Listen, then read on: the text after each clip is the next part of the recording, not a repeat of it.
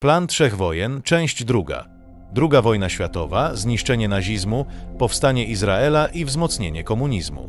Dzień dobry i witam w drugiej części naszej serii o planie trzech wojen.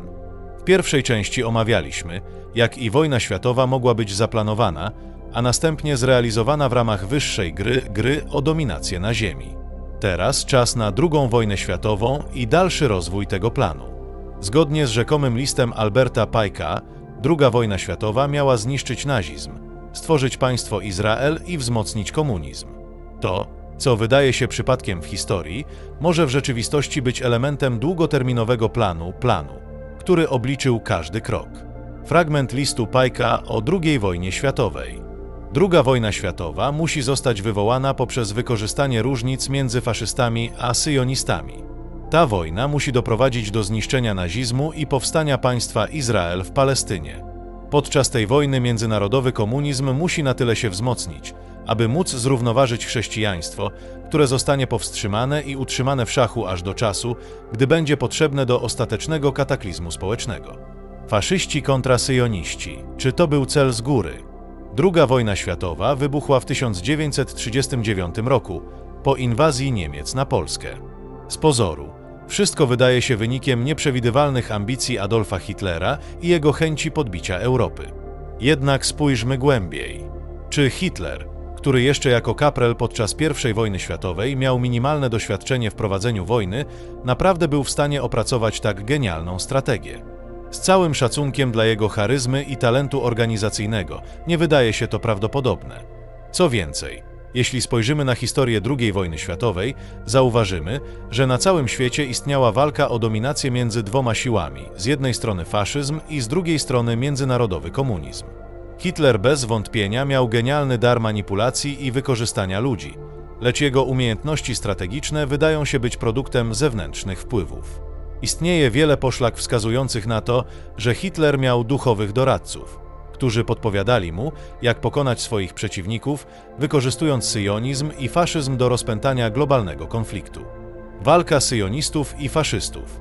Z jednej strony Hitler miał radykalny antysemityzm, który głosił, że żydowska władza finansowa jest odpowiedzialna za upadek Niemiec. Z drugiej strony syjoniści, czyli Żydzi dążący do stworzenia państwa Izrael, mieli swoje własne ambicje polityczne. Już w 1917 roku deklaracja Balfoura wyrażała poparcie Brytyjczyków dla stworzenia żydowskiej siedziby narodowej w Palestynie. W kontekście tych dążeń wojna była dodatkowym narzędziem dla realizacji interesów syjonistów i komunistów. Izrael miał powstać, a komunizm miał zostać wzmocniony, co widać po rozwoju ZSRR po II wojnie światowej. Zniszczenie nazizmu, plan zrealizowany. Druga wojna światowa doprowadziła do rozpadu III Rzeszy i zniszczenia nazizmu jako ideologii. Procesy Nory były jednym z kluczowych punktów w tym procesie. Większość z liderów III Rzeszy została skazana i ukarana. Hitler i jego najbliżsi współpracownicy zostali zatrzymani, a sam nazizm został zdelegalizowany na całym świecie. To było spełnienie kolejnego punktu z listu Pike'a. Nazizm miał zostać zniszczony, a społeczeństwa miały zostać oczyszczone z ideologii rasizmu i faszyzmu. Powstanie Izraela, realizacja kolejnego punktu. Po wojnie Zachód musiał znaleźć rozwiązanie dla Żydów, którzy przeżyli Holokaust i żyli w trudnych warunkach. W odpowiedzi na to, w 1947 roku ONZ zaproponowało podział Palestyny na dwa państwa – żydowskie i arabskie. W 1948 roku Izrael ogłosił swoją niepodległość, co było rezultatem długotrwałej walki syjonistów o własne państwo. Z kolei sąsiednie państwa arabskie nie uznały nowego państwa żydowskiego, co prowadziło do wojny arabsko-izraelskiej. Tym samym zrealizowano cel z listu Pike'a – powstanie Izraela w Palestynie, co spowodowało przemiany w geopolityce Bliskiego Wschodu. Wzmocnienie komunizmu, sukces ZSRR. Podczas i po wojnie ZSRR rozwinął swoje wpływy na całej Europie Wschodniej. Zimna wojna zaczęła się wkrótce po zakończeniu wojny, a komunizm stał się dominującą ideologią w krajach takich jak Polska, Czechy, Węgry czy Rumunia. Na tym etapie ZSRR miał wystarczającą siłę do stawienia czoła Zachodowi i poprowadzenia własnej drogi w kierunku dominacji. Jak przewidywał Pike, komunizm wzmocnił się na poziomie globalnym, stając się poważnym przeciwnikiem demokracji zachodniej i chrześcijaństwa. duchowa gra i wojna.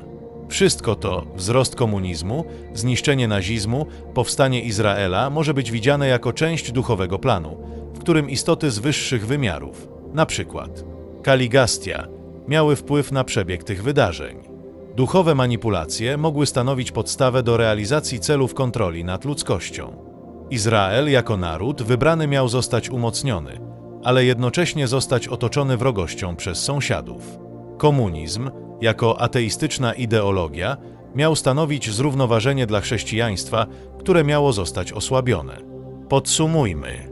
II wojna światowa była nie tylko wojną o terytoria, ale również wojną o ideologię. Była to część planu realizowanego przez elity lub duchowe siły, które dążyły do przemiany świata, realizując złożoną geopolityczną układankę. Zniszczenie nazizmu miało na celu wyeliminowanie zagrożenia dla światowego porządku. Powstanie Izraela było realizacją historii i prawa Żydów do powrotu do swojej ziemi. Wzmocnienie komunizmu było ważnym elementem w balansowaniu wpływów ateizmu i religii. To była tylko część większej gry, która toczy się na ziemi. W kolejnej części będziemy omawiać III wojnę światową, jak może się rozpocząć i co może oznaczać dla przyszłości naszej planety. Subskrybuj, komentuj i udostępniaj. To tylko początek. Dziękuję Ci z całego serca, że obejrzałeś ten film i poświęciłeś swój czas.